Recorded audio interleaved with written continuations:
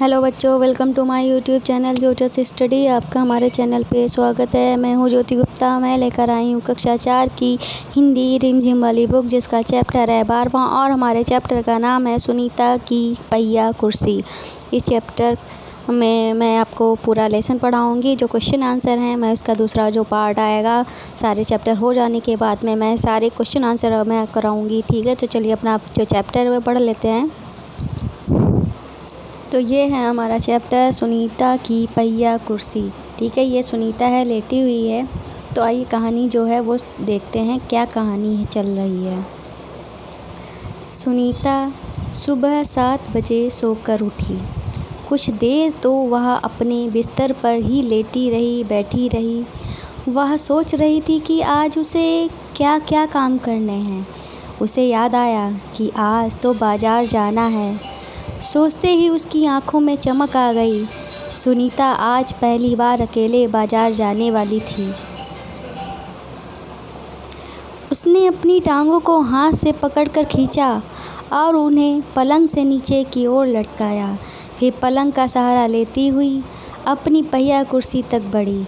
सुनीता चलने फिरने के लिए पहिया कुर्सी की मदद लेती है। आज वह सभी काम फुर्ती से निपटाना चाहती थी।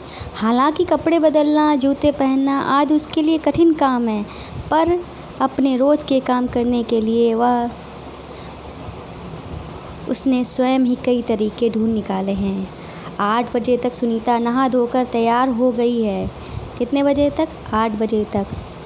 माँ ने मेज़ पर नाश्ता लगा दिया और माँ ने अचार की बोतल पकड़ाना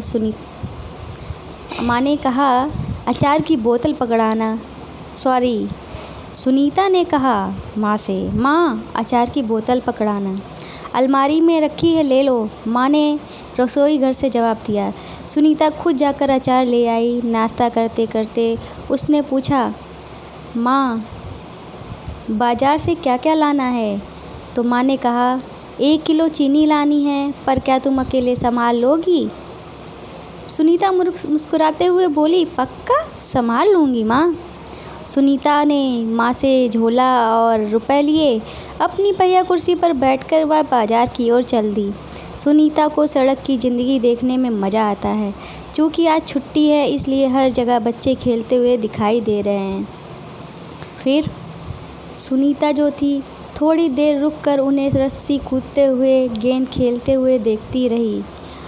वह थोड़ी उदास हो गई। वह भी उन बच्चों के साथ खेलना चाहती थी।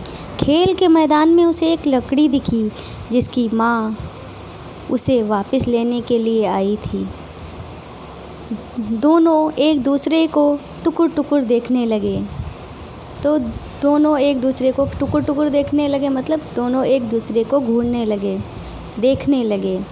फिर सुनीता को एक लड़का दिखा।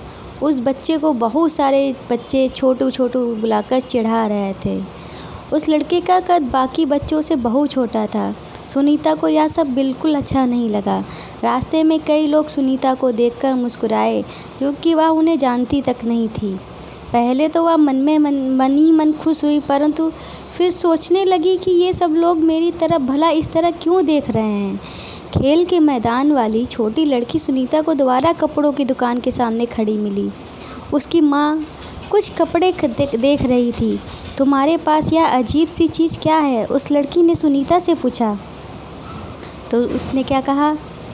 यह तो बस एक। सुनीता जवाब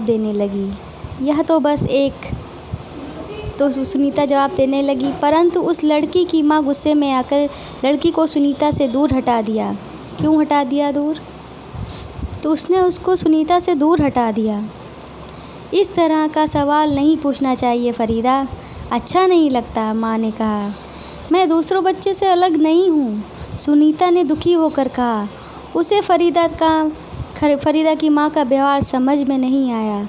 अंत में सुनीता बाज़ार पहुँच गई। मकान में घुसने के लिए उसे सीढ़ियों पर चढ़ना था।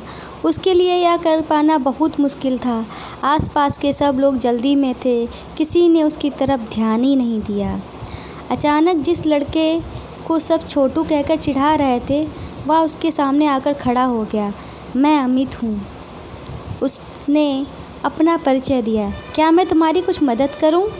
मेरा नाम सुनीता है। सुनीता ने राहत की सांस ली और मुस्कुराकर बोली, पीछे की पैडल को पैर से ज़रा दबाओगे?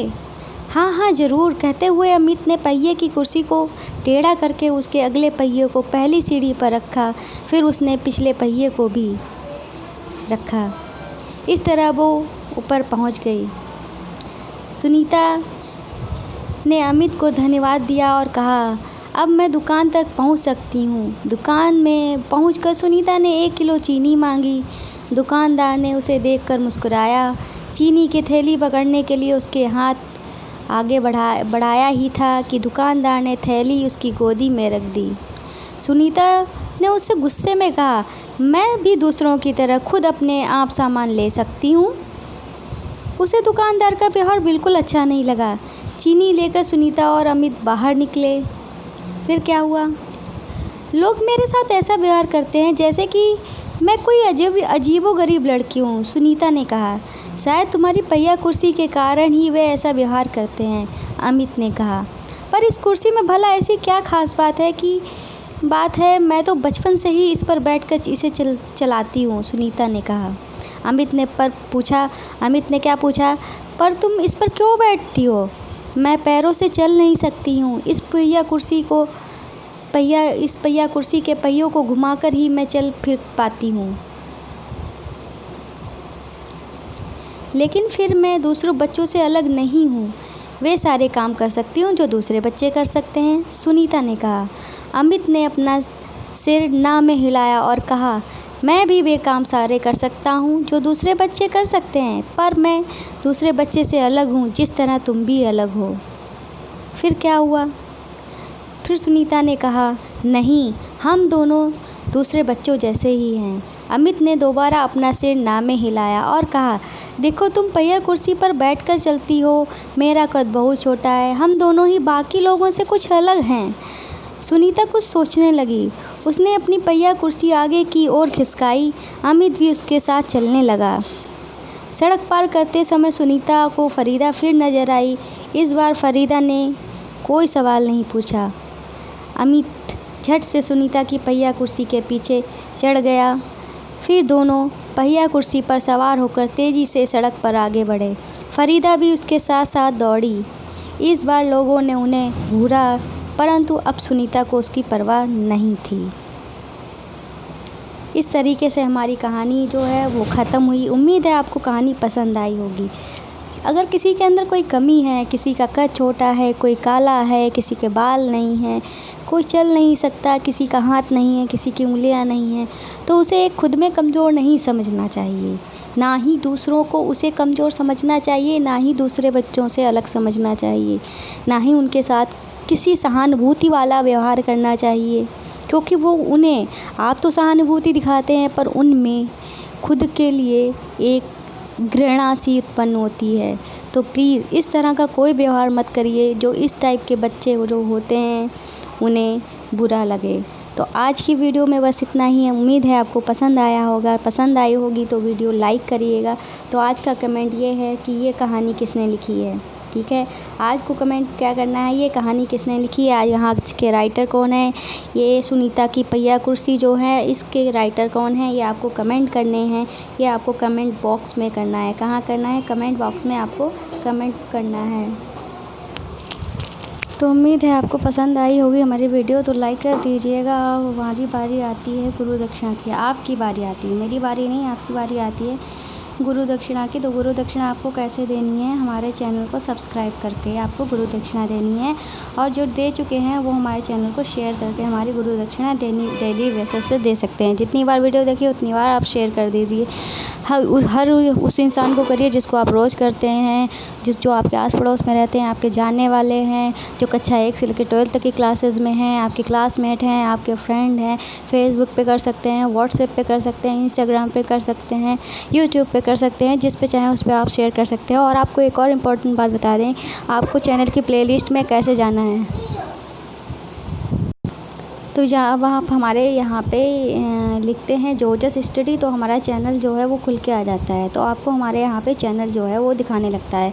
अब इस चैनल पे आप जब टच करेंगे तो आप क्या करेंगे, आपको यहाँ पे प्लेलिस्ट दिखेगा। प्लेलिस्ट पे आपको क्या करना है, प्लेलिस्ट पे आपको टच करना है। प्लेलिस्ट पे जब आप टच करेंगे तो आपको बहुत सारी प्लेलिस्ट जो हैं वो दिख जाएंगी। ठीक है, ये जो एरो बना होता है इस पर करेंगे तो जितनी भी प्लेलिस्ट है, और जो यहाँ पे 30 लिख के आता है इस पर करेंगे तो आपको सारी जितनी भी प्लेलिस्ट बनी है हर सब्जेक्ट की, हर क्लास की, सेपरेट सब्जेक्ट वाइज जो है वो सारी प्लेलिस्ट जो है वो बनी हुई है। और जब आप चैनल पर टच करेंगे तो हमारे 3 चैनल और दिखेंगे। पहला है जोजस किड्स मस्ती, दूसरा है जोजस क्राफ्ट ज्वेलरी, तीसरा है जोजस क्राफ्ट। जो जोजस क्राफ्ट वाला चैनल है वो घर बैठे सुंदर सुंदर घर की पुरानी बेकार चीज़ों से आप सुंदर सुंदर चीज़ें जो हैं वो बना सकते हैं। ठीक है, ये जो चीज़ें हैं और भी कई सारी चीज़ें हैं आप देख सकते हैं। ठीक है, चैनल में। और हमारा जो दूसरा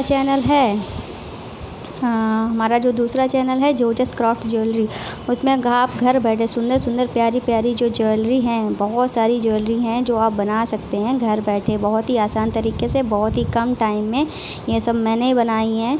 आप अगर इंटरेस्टेड हैं तो हमारे चैनल पे ज़रूर विज़िट करिए। और बहुत सुंदर सुंदर ज्वेलरी हैं जो आप बना सकते हैं घर बैठे। ठीक है, बहुत ही प्यारी प्यारी ज्वेलरी जो हैं, बहुत सारी ज्वेलरी तो ऐसी हैं जो घर की बेकार चीज़ें जो होती हैं, राखियाँ वगैरह होती हैं, उनसे मैंने बनाई हैं। अगर आप इंटरेस्टेड हो तो हमारे चैनल पर ज़रूर विज़िट करिए। और अपने क्रिएशन को, अपनी जो आपके अंदर का जो एक क्रिएटिव मैन है उसको निकालिए बाहर। ठीक है, तो इस तरीके से आज की वीडियो में बस इतना ही। मिलते हैं नेक्स्ट वीडियो में। और हमारी गुरु दक्षिणा जो है उसे दे दीजिएगा सब्सक्राइब करके और शेयर करके। तो आज की वीडियो में बस इतना ही। मिलते हैं नेक्स्ट वीडियो में, तब तक के लिए बाय बाय।